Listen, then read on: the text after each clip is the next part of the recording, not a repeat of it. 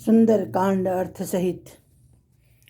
मर्दी मर्दी मिल वही 10 सीसा, ऐसे ही बचन कहें सब कीसा।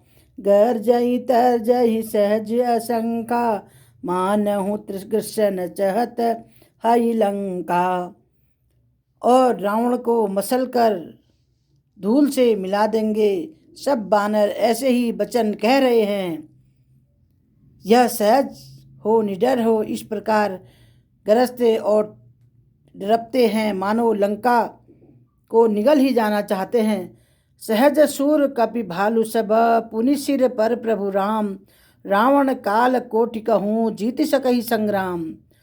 और हे सब बानर भालू सहज ही सूरवीर हैं, फिर उनके सिर पर प्रभु सर्वेश्वर श्री राम जी हैं। वे रावण वे संग्राम में करोड़ों कालों को जीत सकते हैं।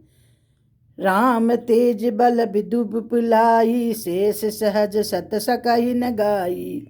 सकसर एक सो शिष्म सत मासागर, तब भ्रातई पूछे हूँ नयनागर।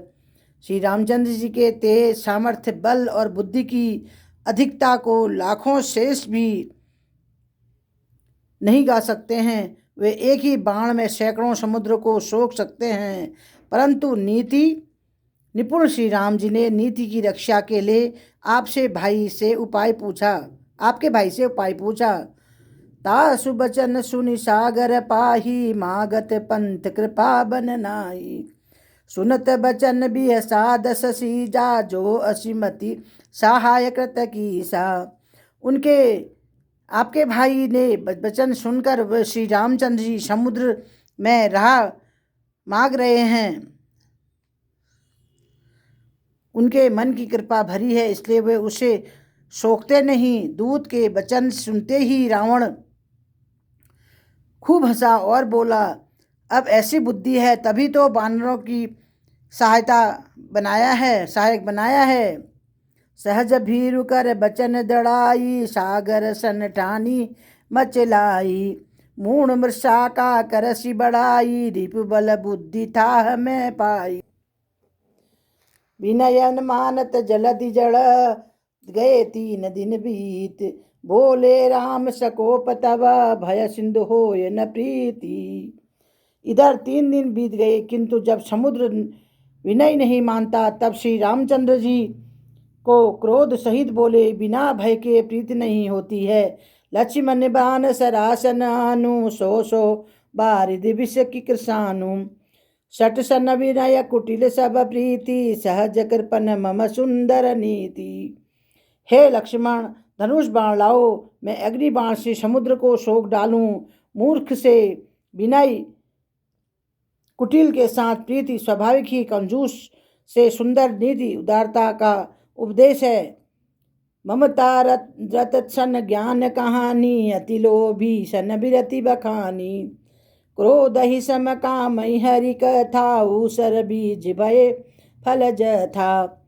ममता में फंसे हुए मनुष्य से ज्ञान की कथा, अत्यंत लोभी से वैराग्य का वर्णन, क्रोधी के सन शांति की बात, कामी के भगवान की कथा, इनका वैसा ही फल होता है जैसा ऊसर से बीज बोने में होता है। अर्थात ऊसर से बीज बोने की भांति यह सब व्यर्थ जाता है। अस कही रघुपति चाप बढ़ावा, यह मत लक्ष्मण के मन भावा।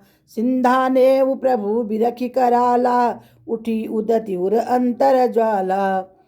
ऐसा कहकर श्री रघुनाथ जी ने धनुष चढ़ाया। यह मत लक्ष्मण जी के मन को भाया, अच्छा लगा। प्रभु से भयानक बाण संधान किया, जिससे समुद्र के हृदय के अंदर अग्नि की ज्वाला उठी। मगर उरग झप चर अगुलाने, जरत जंतु जल निधि जब जाने।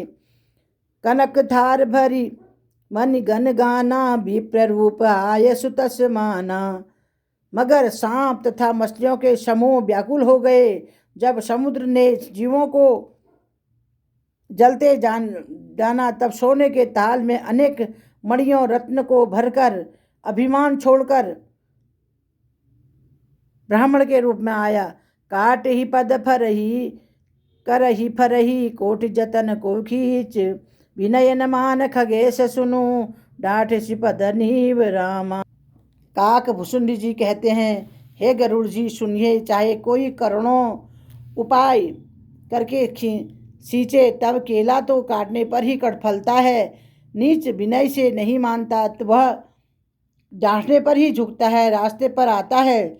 सबय सिंधु गही पद प्रभु के रे, क्षमहु नाथ सम अवगुण मेरे, गगन समीर अनल जन भरनी, इन कह नाथ सहज कह जननी। समुद्र में भयभीत होकर प्रभु के चरण पकड़कर कहा, हे नाथ मेरे बाण अवगुण दोष क्षमा कीजिए। हे नाथ आकाश वायु अग्नि जल और पृथ्वी इन सबको करनी स्वभाव से ही जड़ है। तब प्रेरित माया उपजाए, सृष्टि हेतु सब ग्रंथ निगाए।